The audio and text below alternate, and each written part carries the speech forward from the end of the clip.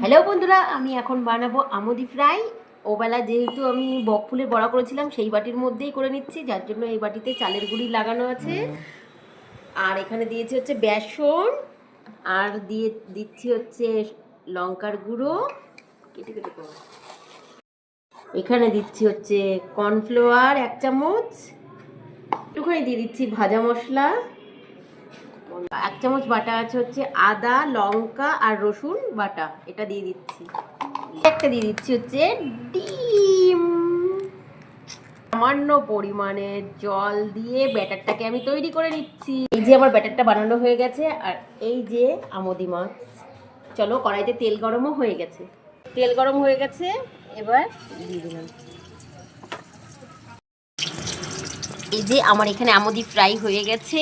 আর এই দেখো আমাদের বাজারের পরিবেশ, সন্ধ্যাবেলার বাজার। আর এই কারণে আমার ভিডিওতে এত আওয়াজ হয়, সব সময় গাড়ি যেতেই থাকে। এটা